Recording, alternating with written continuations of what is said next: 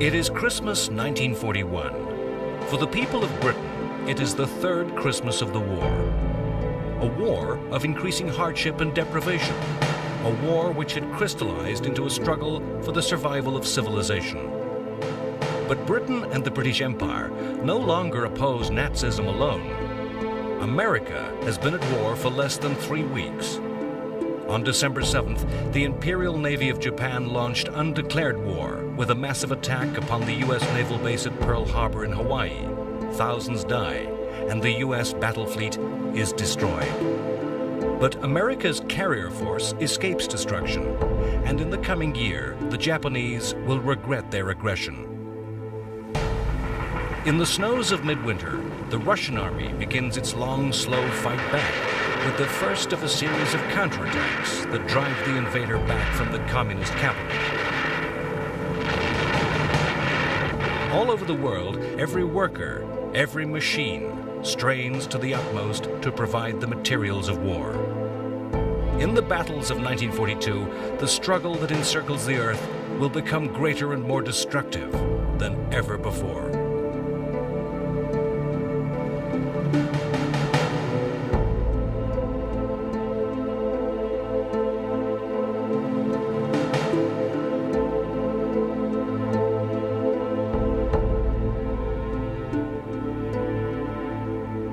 January 1st, 1942, saw the United Nations Declaration. This was a grand alliance between China, the United Kingdom, the United States, and the USSR. This was the first formal alliance made by the United States since 1778.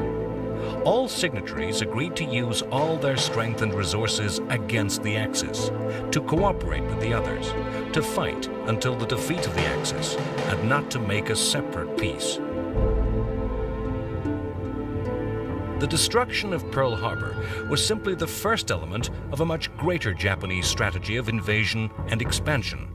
An unstoppable tsunami of conquest swept across the Eastern Pacific into Southeast Asia, leaping across land and sea, skipping across the archipelagos from island to island, stepping stones to victory.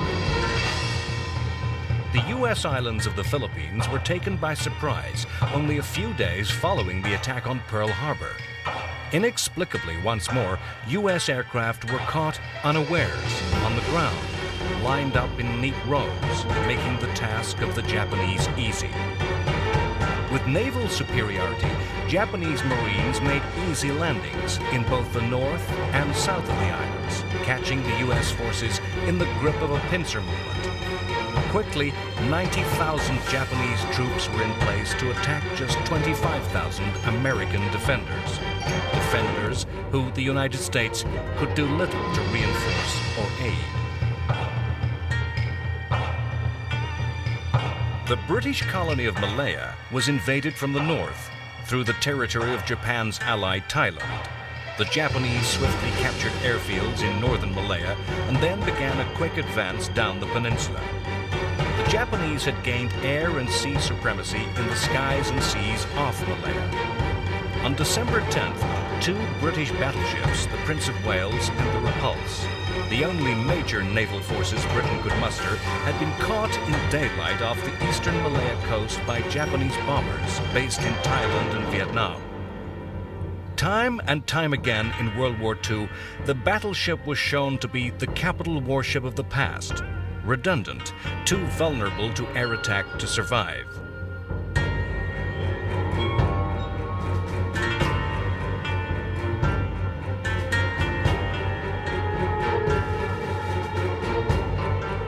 The 2 battleships were destroyed by a swarm of aircraft in just 2 hours.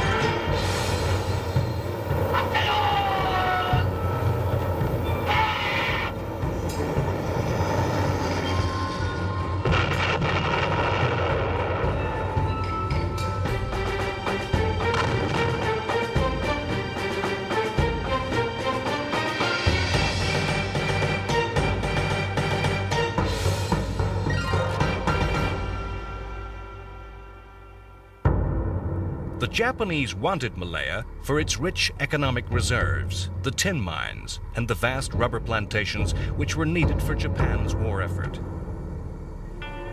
The Japanese wanted to capture the giant British naval base on the southern tip of the Malay Peninsula on the island of Singapore, denying these facilities to their enemies, adding them as a base for further Japanese aggression.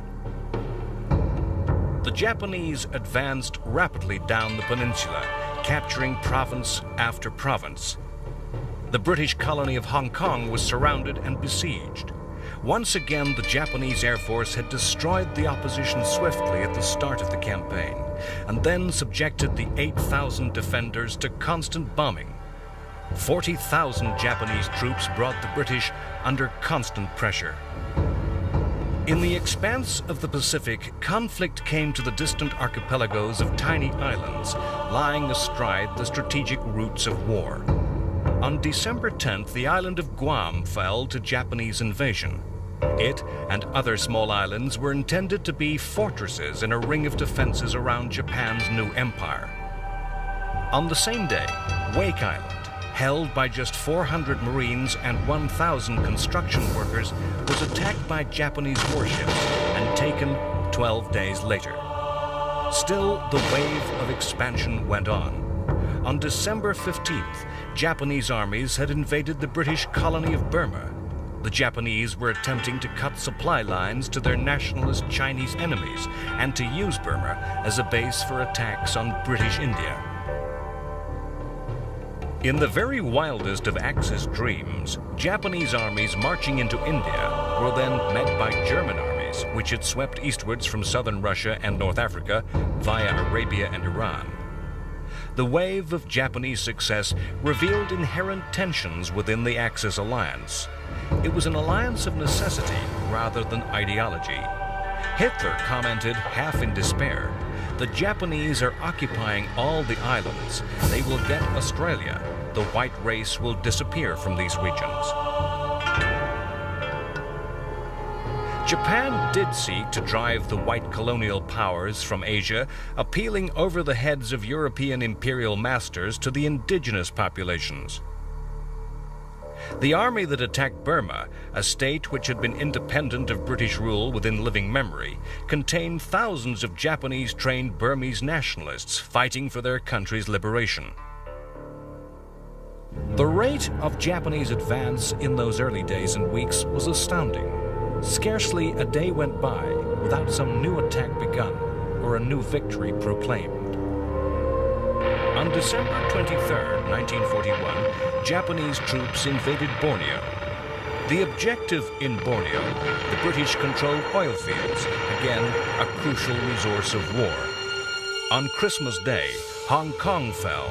In a medieval move, the Japanese had cut the city's water supply. The new year brought no respite. On January 11th, the Dutch East Indies, modern-day Indonesia, was attacked by Japanese paratroopers.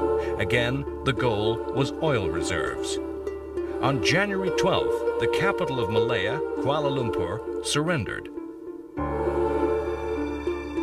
In the Philippines, U.S. General Douglas MacArthur led a dogged defense of the Bataan Peninsula, into which the U.S. forces are gradually pinned by the Japanese. The morale amongst the U.S. forces is high, but MacArthur is told in secret that no relief column, no rescue fleet can be sent. Bataan has less than a month's starvation rations remaining.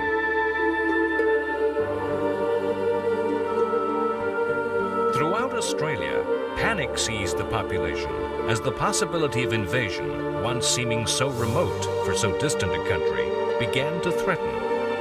On January 24th, Japan invaded Australian-controlled New Guinea. They brought massive strength to bear and quickly overran the territory. In Malaya, the fighting drew to a climax. The Japanese forces had cleared the peninsula, and all British and Empire troops had withdrawn to the fortress of Singapore. Singapore was the mythology of the British Empire built into actuality. A trading city where Europeans could amass fortunes quickly. A center of maritime trade, a conduit for wealth, a huge naval base which harbored the ships of the Navy that bound the empire together with iron. That the British Empire was a maritime empire, one held together by a navy, was the downfall of Singapore. The assumption was that the city would be attacked by the navy of another European country. Singapore had mighty defenses, powerful guns, all pointed to the south, to the sea. The Japanese came from the north, over land. Winston Churchill saw the defense of Singapore in dramatic terms. He signaled to the British commanders, battle must be fought to the bitter end. Commander and senior officers should die with the troops. The honor of the British Empire is at stake. Despite sitting atop a massive arsenal of ammunition, 130,000 did surrender. The Japanese had cut water supplies and subjected the city to constant air bombardment. The lives of 1 million civilians were at risk. General Arthur Percival led the greatest surrender in British military history. 14,000 Australians, 16,000 British, and 32,000 Indian soldiers were marched into captivity. Japanese General Yamashita achieved the victory with less than 2,000 casualties. It was the climax to a brilliant campaign. The Japanese cloaked their invasion in the language of anti-imperialism. Indeed, this produced a reaction from the British. Expressly against Churchill's wishes, the British government, under pressure from America, offered India the same status within the British Empire as Australia or Canada. The offer was made conditional upon Indian support for the war. Of the more than 32,000 Indians who surrendered to the Japanese at Singapore, many were to join the Indian National Army, led by Indian revolutionaries. The INA was to fight alongside the Japanese Army against the British Empire. The outbreak of war between America and Japan brought deep and profound changes for the Japanese American citizens of the United States. For those of the second generation, the Nisei, born and raised in the USA, the war was to be a major test of the degree to which these Americans were truly assimilated. In March 1942, more than 110,000 Japanese Americans living on the west coast of America were forced to move, abandoning businesses and homes. On February 10, 1942, the fear which had spread through Australian society was shown to have a basis in reality, not rumor. A powerful aircraft carrier force arrived in the waters off northern Australia and attacked the northern Australian city and port of Darwin. Once again, surprise was complete and Japanese losses limited to a single plane. The devastating raid, designed to disrupt any support that might have been given to resist the invasion of the Dutch East Indies, caused a general panic as military and civilians fled into the interior of the country. The East Indies were the richest territories in the Dutch colonial empire, a seventh of the income of the Netherlands economy coming from this one province. For Japan, the Dutch colony was a prize of great value. Besides oil and coal, the area produced rubber, nickel, and timber, and was important agriculturally as a major source of rice, sugar, and tea.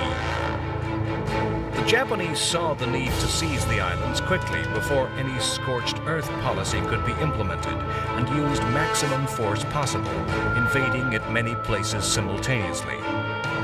As elsewhere in Asia, the Japanese invaders were at first welcomed by the native population as liberators, but soon they came to act as a replacement and harsher colonial regime. A combined Dutch, British, American, and Australian fleet attempted to intercept a Japanese invading fleet, but was completely destroyed. Following Pearl Harbor, President Franklin Roosevelt urged the U.S. command to find some way to retaliate, to strike back against the enemy. The balance of power in the Pacific immediately following Pearl Harbor meant that it would be difficult for an aircraft carrier to safely approach Japan, to come within a range at which carrier aircraft could strike. A daring and ingenious plan was formulated. 16 Army Air Force bombers were placed on board the aircraft carrier Hornet. Launched more than 700 miles from Tokyo, the bombers had the range to reach Japan. They could not return to the carrier and had instead to fly on to airfields in China. Single bombers attacked naval dockyards, and a force of 12 bombed Tokyo. The Doolittle Raid, as it came to be known, named after the Army Air Force colonel who planned and trained the volunteer crews, had an impact on the Japanese far over and above the material effect of the attacks. The raid on Tokyo killed just 50 people and damaged 100 houses, but no U.S. planes were lost over Japan. Some crew members who had to bail out over China were executed as war criminals by Japanese occupying forces. U.S. morale was raised by the news that something was being done. The raid's greatest effect was upon the Japanese high command and government. The military government had boasted that Japan would never be attacked. The shock of bombs falling so close to the emperor caused panicked overreaction, a surge of aggressive desire to bring the war to an end with victory. The 6 months to run wild in the Pacific that had been won by the attack on Pearl Harbor were nearing their end.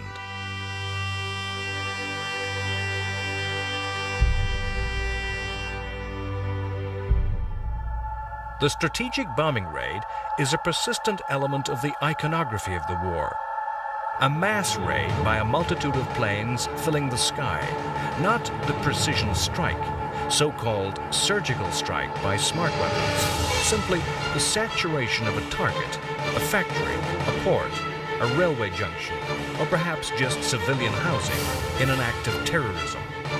Attacks intended to intimidate, to cow, to cause panic, to simply render homeless vast numbers of the enemy's people. An attack aimed to undermine the enemy's government by showing it unable to protect its own. An assault by thousands of bombs descending in clouds of death. Before the war, much had been predicted of air power as the means to win wars quickly. World War II was to show this theory was not so easily put into practice. 1942 saw the tactics of aerial bombardment develop in technology, in extent, and in ruthlessness. On March 29th, the RAF made an attack upon the German town of Lübeck, a town where factories made the engines for U-boats. Lübeck was also one of those small towns which adorn the continent of Europe, time capsules of architecture and of history, of living culture. It was destroyed, bombed, and burned flat, its medieval buildings succumbing with terrifying ease to the RAF. Nazi ideology was a theory of history that valued culture. In fury at the destruction of the German town, the German leadership ordered revenge.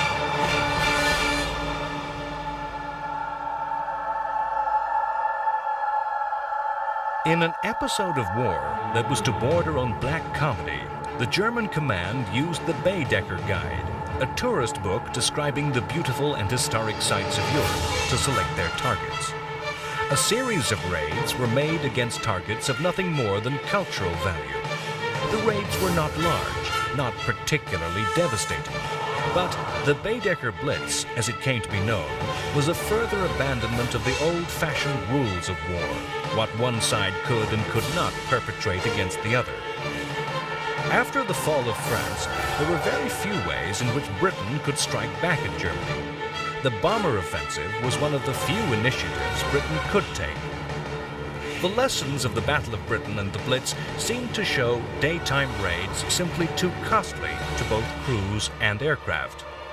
High losses meant that the attacks were switched to the night, where darkness gave such protection to the attacker that losses were minimized.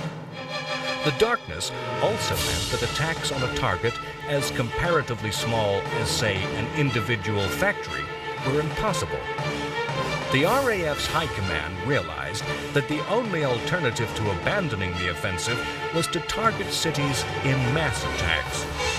Tactical necessity was turned into a strategic virtue. The policy of city center raids was to become the center of controversy for years to come. In May 1942, the RAF gathered together every element of its bomber strength, combining frontline forces with all the reserves and training planes available to launch 1,000 aircraft against a single target, Cologne, causing massive damage.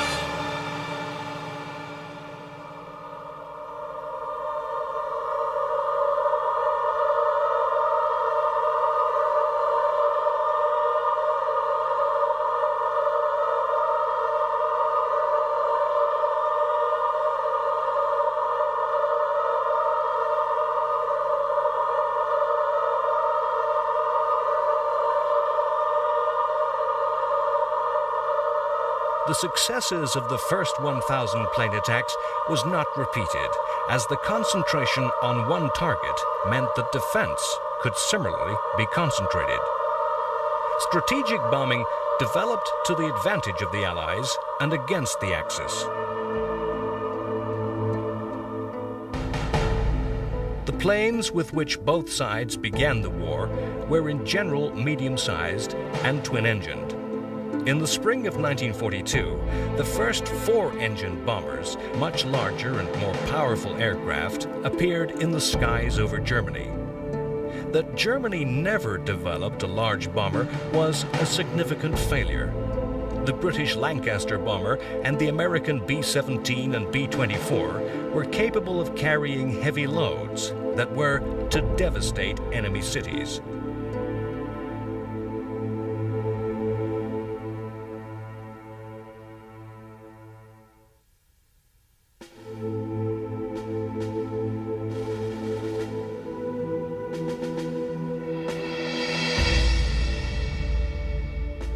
The prisoner of war is a constantly recurring figure in the mythology of World War II. The POW camp, a fertile ground for the imagination of the professional storyteller, with tales of endurance and sacrifice, plus incredible, impossible ingenuity.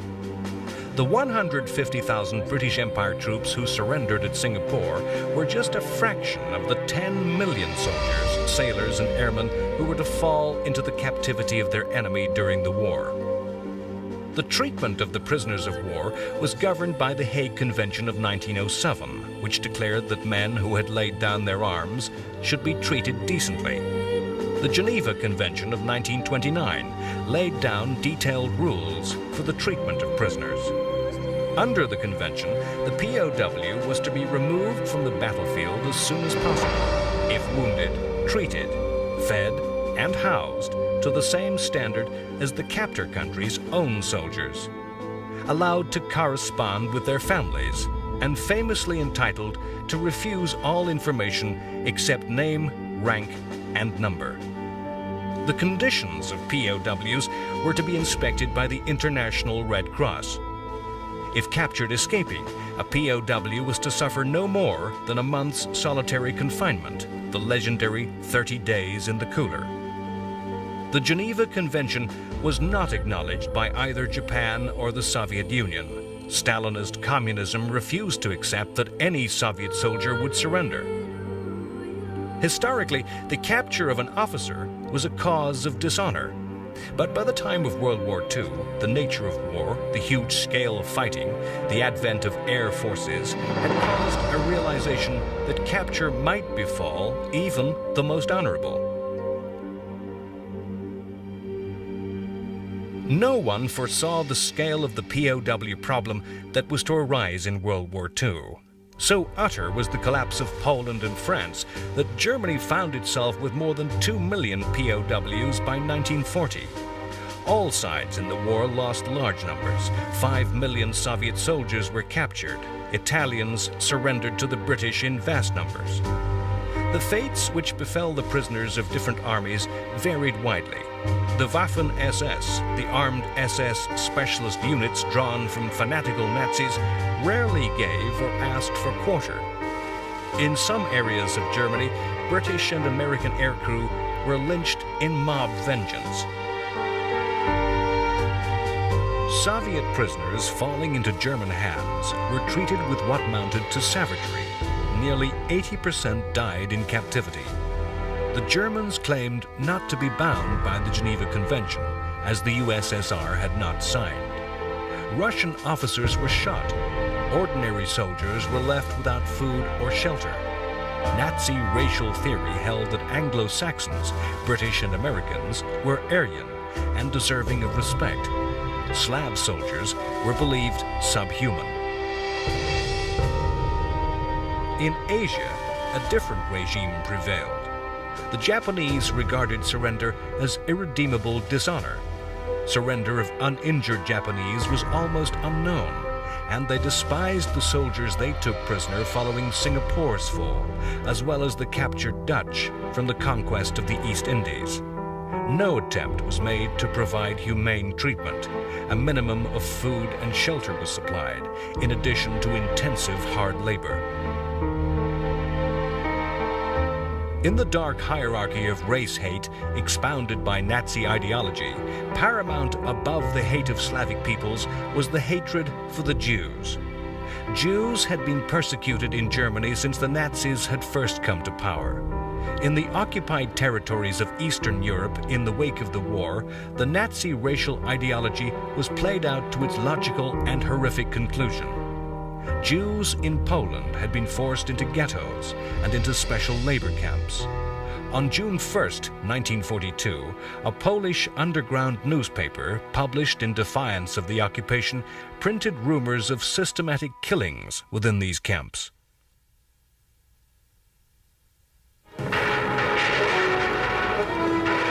Stalin thought the Germans would once more attack Moscow.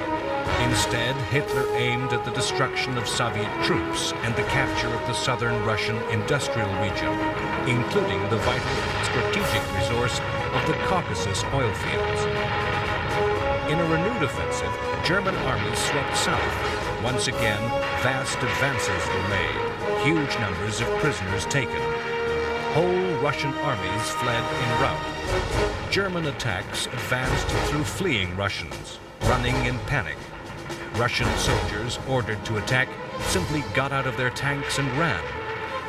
For the first and only time in the war, Stalin ordered a strategic retreat.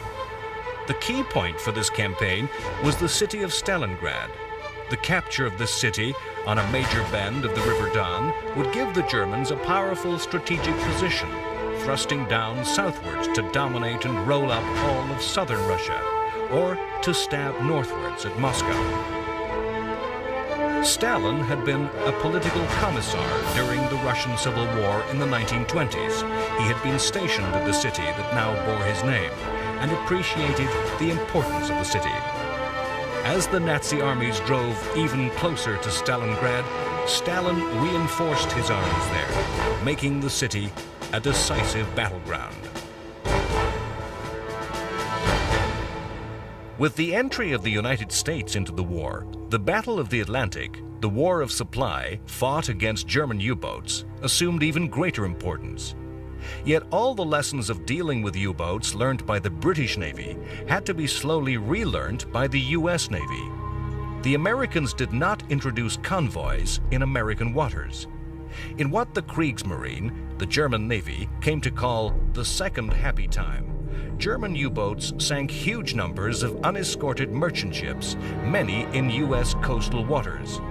Many of them tankers carrying oil from the southern U.S. and the Caribbean. The ships sailing up the coast were silhouetted by the lights of U.S. towns and cities, not blacked out. They presented easy targets to hardened and experienced German submariners. The most ferocious and bitter fighting at sea was in this war of supply, the attack and defense of convoys. The most vicious fighting in this battle took place in the convoys to the Soviet Union. These sailed from ports in Britain and Iceland through the icy Arctic waters of the Norwegian and Barents Seas.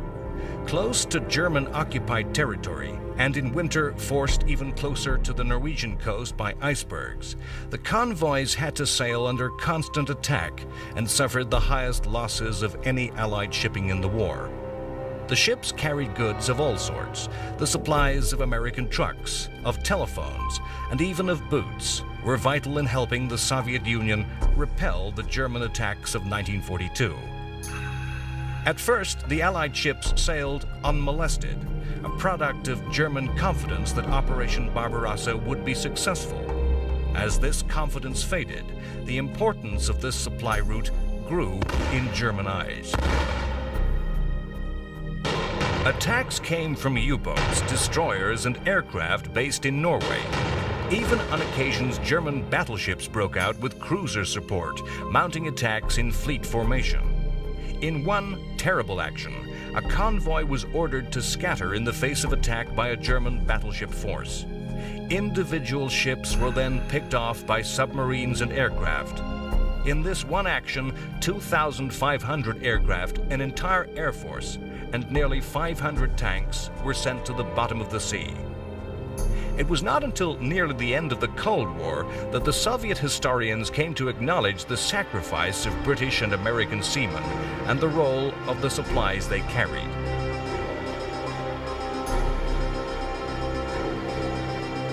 The British admirals pleaded that the convoys were expensive in manpower and shipping. But within the anti-Nazi alliance, the Grand Alliance, as Churchill came to name it, the Arctic convoys were the only answer to Stalin's demands that Britain open another front to relieve the pressure on Russia. Within the alliance, Churchill was under great pressure to act. The Americans underestimated the resources and general difficulty of acting against Nazi Germany. British communists, under orders from Moscow, switched from preaching defeatism to demanding that Britain act in the West. Churchill always preferred the indirect strategy and wanted to defeat the Axis in North Africa and then spread the war to Italy, attacking what he called the soft underbelly of the Axis.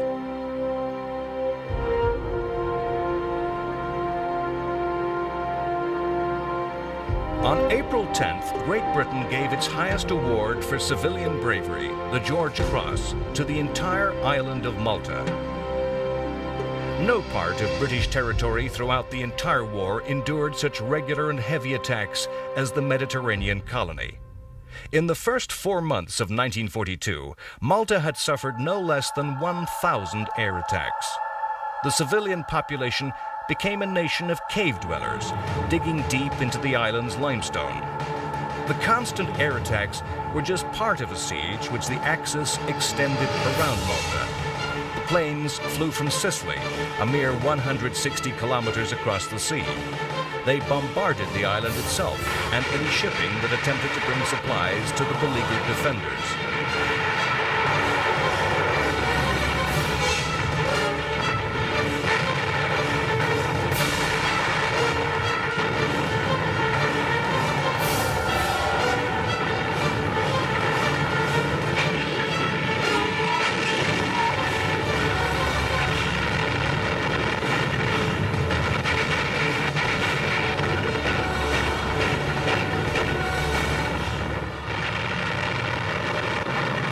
At times, the attacks were so fierce that the only vessels capable of making the voyage were submarines. The passage of some convoys grew into full naval battles, drawing in the Italian fleet. The defense of the island was to be the product of constant and repeated acts of daring.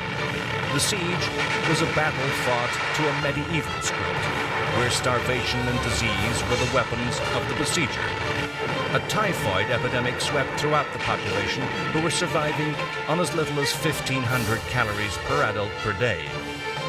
Malta was a prize worth having to both sides. She sat astride the short sea routes to North Africa, and unless captured and in Axis hands, could threaten disaster to the Axis armies fighting in the desert.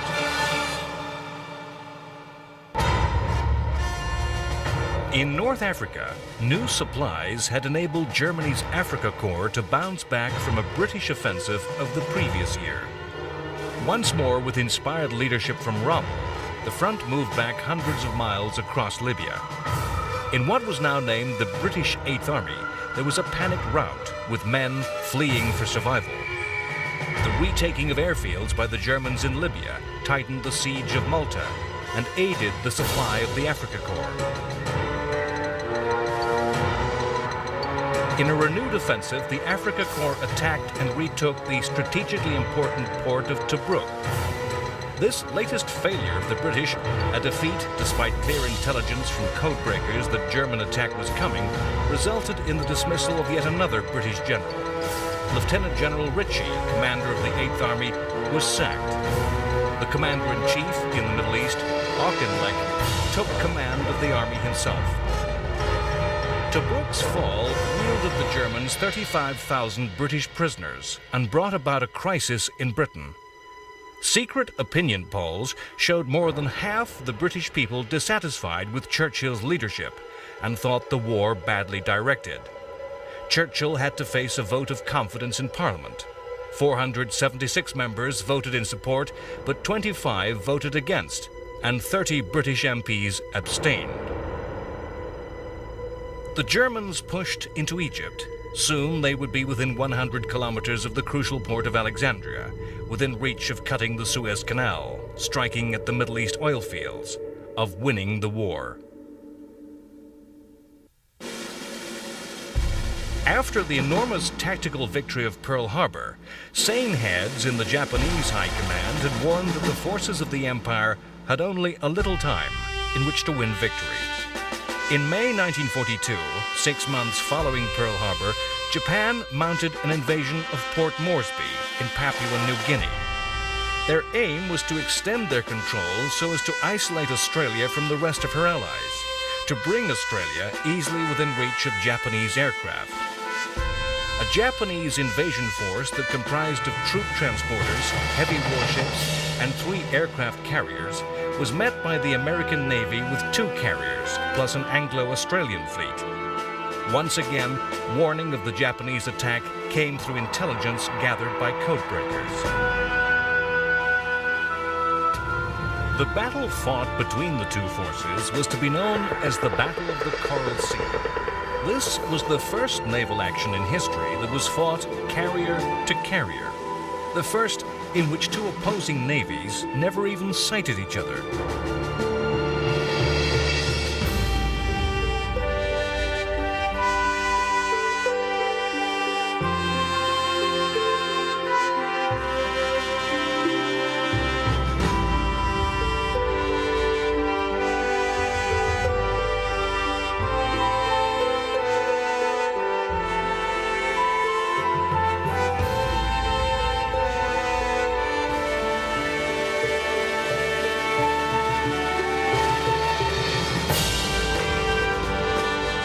Fighting that lasted 4 days, the 2 sides fought to a stalemate. 1 Japanese aircraft carrier was sunk. 1 American carrier so badly damaged that she had to be scuttled. Of the 2 other Japanese carriers, 1 lost so many aircraft her strike power was heavily depleted. The other carrier so badly damaged as to be out of action for the coming months. Once again, the battle was a tactical success for Japan, but a strategic failure. New Guinea was not conquered, and the strategic goal to threaten Australia unattained. That such losses were inflicted on Japan's hard-to-replace ships, planes, and trained pilots would be crucially significant when the 2 navies next met. Battleships were no longer the major weapon of naval warfare, no longer a weapon which could destroy the enemy's main fleet. Battleships were still a threat. If such a warship fell among a convoy of merchant ships, or if a battleship were brought to bombard shore targets, provided there was no threat of air attack, the big gunship could wreak terrible damage. Otherwise, the battleship on both sides were little more than prestige propaganda targets. Threats only, in that admirals in the opposing navies believed battleships a threat. In February 1942, three large German ships, the battlecruisers Scharnhorst, Gneisenau, and the cruiser Prince Eugen, daringly dashed up the English Channel under the noses of the British. The German action, though daring, was still a run for cover. In the vast spaces of Russia, the greatest battles of the war continued as the Soviet Union defended itself against German invasion. The German-Soviet conflict dominates World War II. In terms of the vast distances, the huge numbers of forces involved, every other campaign is dwarfed. In the first 6 months of Operation Barbarossa, when German troops had made deep and dramatic thrusts into the USSR, taking millions of prisoners, vast areas of the Soviet Union came under Nazi control. In many areas, the German troops were welcomed as liberators from Stalinism. This attack had been halted by desperate counterattacks in the snows of winter as the last Russian reserves were thrown into action. Through the winter months of 1942, Stalin had ordered attacks everywhere. Russian soldiers attacked a German army then unprepared for winter fighting, and their attacks met with success. The German army had cautiously avoided major actions and allowed the Soviets to push west, stretching communication lines and draining large numbers of troops into vulnerable positions. When the Russian summer returned, the German army went once more on the offensive.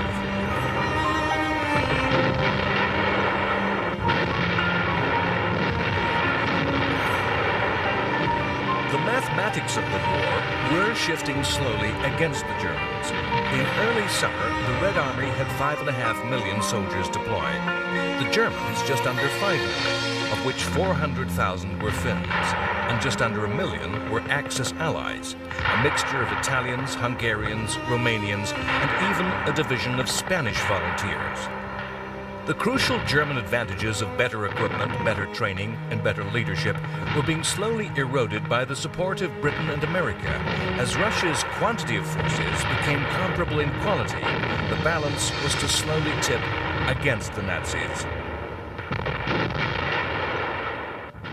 Barely a month after the Battle of the Coral Sea, and little more than 6 months after Pearl Harbor, a truly decisive battle of the Pacific War would be fought. The Japanese High Command resolved to end the war, to win a victory that would knock the United States out of the war. The Japanese plan was based on classic naval strategy, aiming to force the U.S. Navy into battle on Japanese terms. The plan was to attack the U.S. island of Midway. Midway was the furthest west U.S.-held territory in the Pacific.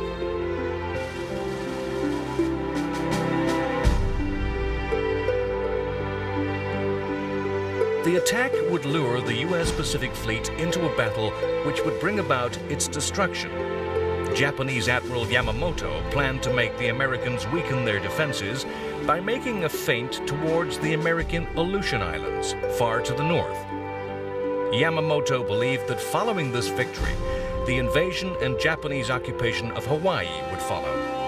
This, in turn, would enable the Japanese Navy to drive the U.S. fleet from the ocean, even for Japanese forces to directly threaten the west coast of the continental United States.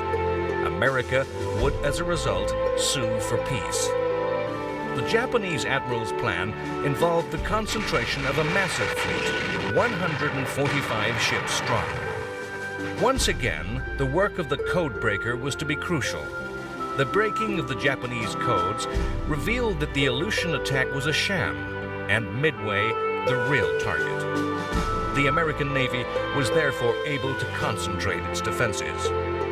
Nevertheless, the material advantage lay with the Japanese, 4 carriers to the U.S. Navy's 3, 261 planes of the highest quality against a mixed bag of 230 U.S. aircraft. The Japanese force also contained 5 heavily armed, powerful battleships. The Japanese made several errors, which were to have a disastrous outcome. Photo reconnaissance of Pearl Harbor, which would have shown the base empty, was cancelled. A screen of submarines was deployed to the east of Midway Island, too late, after the U.S. fleet had already passed through. Yamamoto expected his powerful fleet of 4 carriers to easily take the island. He expected then a weak, divided enemy, diverted by his northern dummy attack.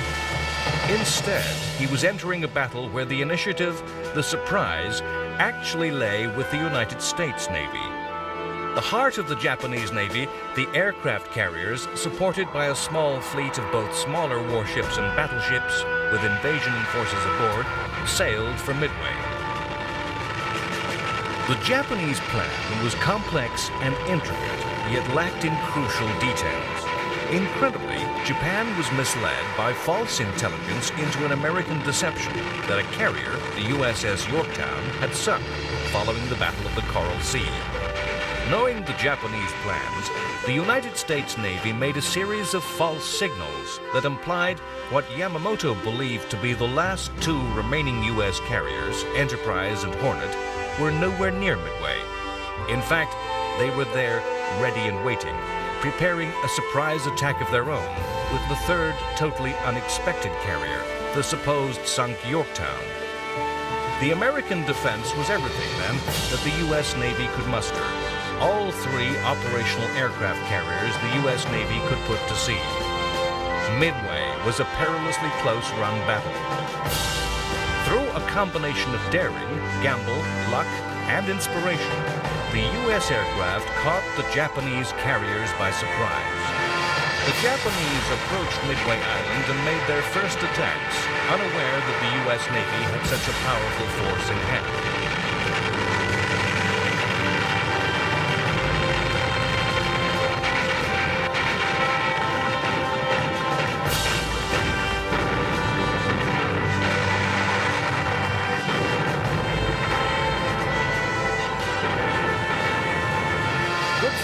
And daring by the United States admirals, overconfidence by the Japanese commanders, resulted in the Japanese carriers caught with their planes on deck, refueling and rearming. American bombers made a series of devastating attacks. 3 Japanese carriers were destroyed in minutes. The 4th carrier attacked and severely damaged a U.S. carrier before herself being destroyed in another American attack. The U.S. Navy had torn the heart from its opponent. Never again would Japan be able to fight with a numerical advantage over the Americans. The war between America and Japan was only 6 months old. It still had over 3 years to run. Yet, already, it could be said to be moving to the endgame. The Battle of Midway was a decisive day in the Pacific War. Within the space of hours, the balance of power had shifted against the Japanese. American industry could easily replace the lost aircraft and the lost ships, but Japan could not. Its force of skilled pilots and crews were lost to a man. Japan would never regain the initiative. The long march to defeat and surrender for Japan had begun.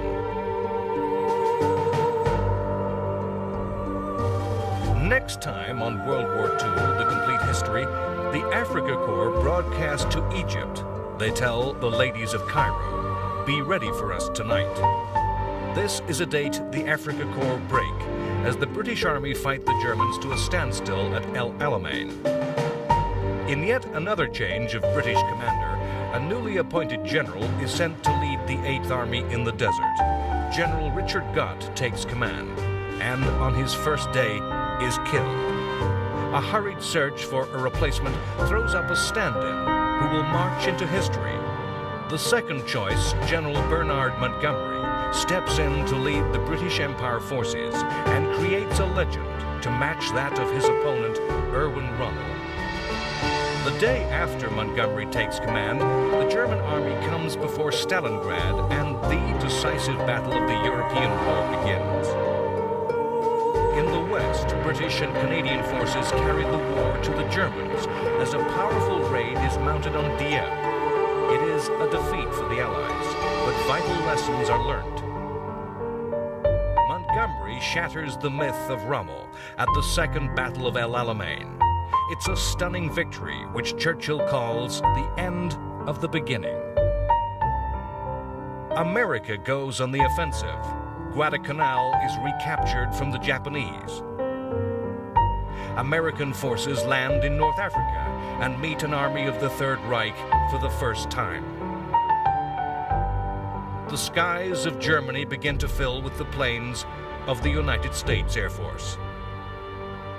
At a meeting of Roosevelt and Churchill, the ultimate war aim is spelt out to Nazism. It is to be unconditional surrender.